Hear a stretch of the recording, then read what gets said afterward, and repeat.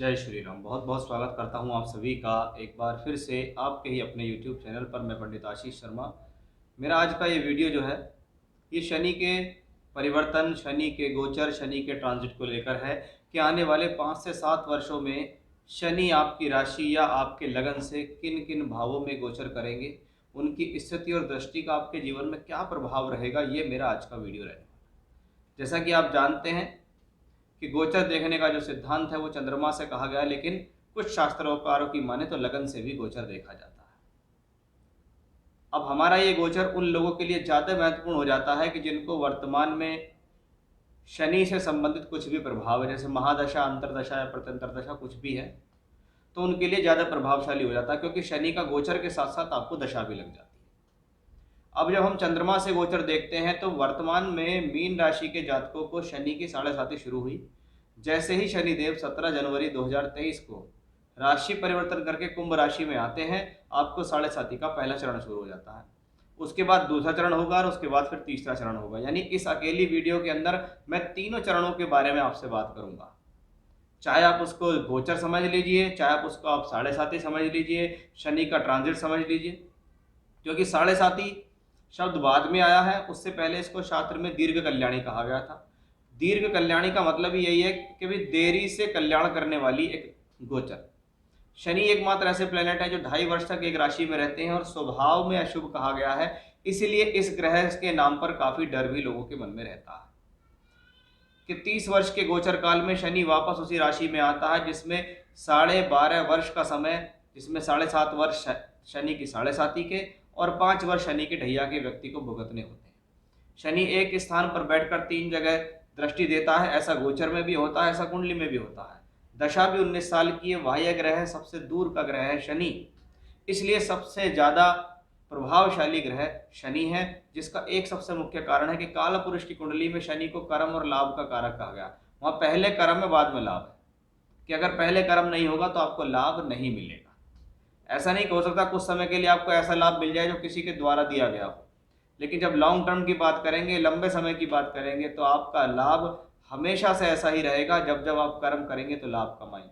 चाहे नौकरी करते हैं, व्यापार करते हैं, दोनों ही जगह शनि की कर्म की प्रधानता होती है। तो आइए शुरुआत करते हैं आज के इस बहुत ज़्यादा मुख्य वीडियो की, जिसमें मैं आपको ये जानकारी दूंगा कि मीन राशि के जातकों पर होने वाला क्या है प्रभाव शनि के गोचर का।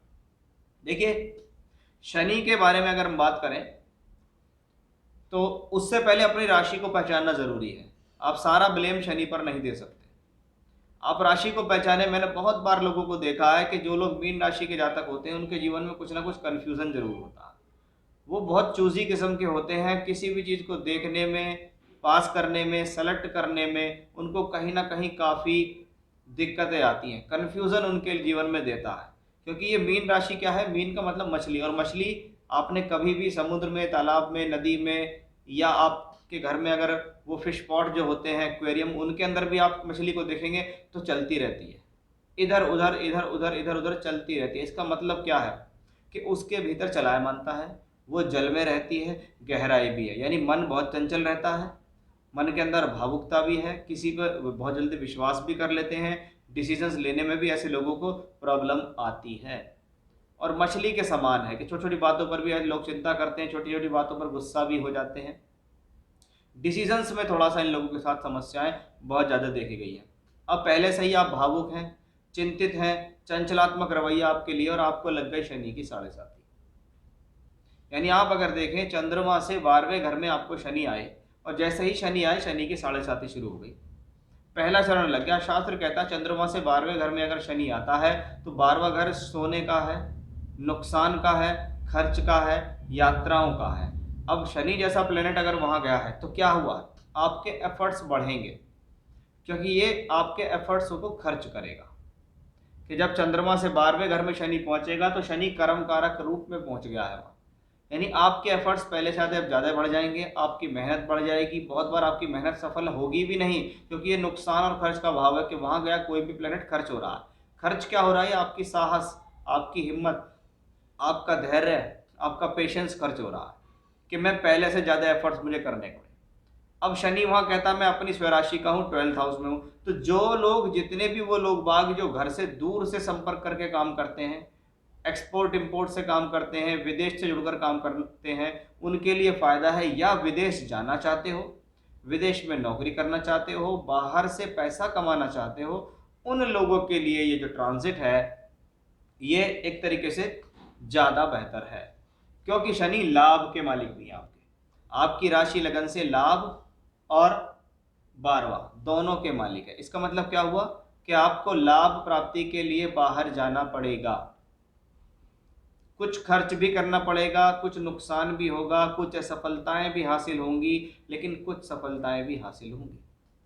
शनि लाभ और द्वादश का मालिक होकर तीसरी दृष्टि से जब यहाँ देख रहा होता है तो बहुत बार होता है जीवन में कि धन संचय कर नहीं पाते, पैसे को इकट्ठा कर नहीं पाते, किसी न किसी कारण से धन खर्च होता रहता है। बार बार अगर बेडरूम का है वहाँ अशुभ ग्रह मैलेफिक्स ग्रह वहाँ जाता है, तो इस दौरान अपने वैवाहिक जीवन को भी मधुर बनाएं। अपने वैवाहिक जीवन पर भी उतना ही ध्यान दें जितना आप अपनी प्रोफेशनल लाइफ में ध्यान देते हैं। अदरवाइज काम भले ही बढ़ जाएगा, लेकिन आपकी जो मैरिड लाइफ है वो कमज़ोर होती चली जाएगी, आपसे दूर होती चली जाएगी, आपको प्रॉब्लम होती चली जाएगी। क्योंकि शनि अशुभ ग्रह है तो बहुत बार इस चीज़ को लेकर भी लोगों के बीच समस्या आती है। बहुत बार जो लोग का काम ही ट्रैवलिंग्स का है, सेल्स का, परचेज का, मार्केटिंग का, वो लोग ऐसी स्थितियों में हवाई यात्राएं या दूर की यात्राएं या विदेश यात्रा करते भी देखे गए। 7.5 का पहला चरण आया है तो ये बात तो पक्की है कि कुछ सोच समझ के ही इसको 7.5 कहा गया होगा। चंद्रमा से तीसरे घर में आने के बाद तो 7.5 नहीं होती, चंद्रमा से 10वें 11वें 9वें में तो 7.5 नहीं होती। यही क्यों होती है उसके पीछे रीज़न है कि शनि की जो दृष्टियां हैं, पहला चंद्रमा से 12वें घर पे शनि बैठा है और दूसरे पे देखता है। चंद्रमा हमारा मन है और मानसिकता है, ये आपके 12th और 2nd दोनों को घेर रहा है अकेला, दृष्टि से भी अपनी स्थिति से भी।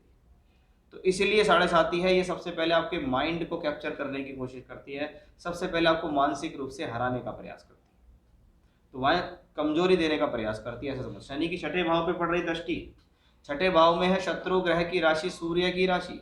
इसका मतलब सीधा सीधा ये है, इस दौरान कोशिश करें रोग, ऋण और रिपु इन तीनों से बचें, अन्यथा आपको रोग मिल दे सकता है ये ग्रह, आपको परेशानी दे सकता है ये ग्रह आपको जीवन में तनाव दे सकता है। शत्रुओं के द्वारा पीड़ा होना, रोग के कारण समस्या या पीड़ा होना आपको देखी गई है। साथ ही साथ ऐसी स्थितियों में ज़रूरत पड़े तो लोन लें, अदरवाइज लोन के चक्कर में ना पड़े, नहीं तो आप कर्ज मुक्त बहुत आसानी से हो नहीं पाएंगे। पूरी 7.5 आपकी निकल जाएगी लेकिन आप कर्ज मुक्त नहीं हो पाएंगे। तो ये स्ट्रेस दे सकता है आपको आपकी ईएमआई और लोन को लेकर भी।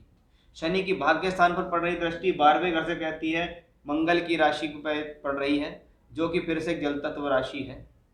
इसका मतलब है कि वे शनि ये कहते हैं कि भाग्य बनाने के लिए दूरी से संपर्क करो तो लाभ होगा। इसका सीधा सा कॉन्सेप्ट है। वहाँ मंगल की राशि है, वो भी मेहनती राशि है, शनि अपनी राशि में बैठ कर देख रहे हैं, वो भाग्य स्थान है। इस दौरान यात्राएं होंगी, धार्मिक यात्राएं भी होंगी, धार्मिक कार्य भी आपके जीवन में होंगे। अब शनि की 7.5 का 2nd फेज शुरू हो जाता है जून 2025 से दिसंबर 2027 तक। अब शनि कहाँ आ गए हैं, आपकी राशि से के ऊपर ही आ गए। क्या मतलब है इसका शनि का यहाँ पे आने का? चंद्रमा के एग्जैक्ट ऊपर शनि आ गया, या लगन के एग्जैक्ट ऊपर शनि आ गया। चंद्रमा के एग्जैक्ट ऊपर शनि आए तो क्या होता है? अवसाद होता है, खिन्नता होती है, चिड़चिड़ाहट होती है, मन के अंदर व्यर्थ की चिंताएं लगती है। वैसे भी आपकी राशि मीन है, तो ऐसे लोग तो बहुत जल्दी से चिंतित हो जाते हैं, बहुत जल्दी से भावुक हो जाते हैं।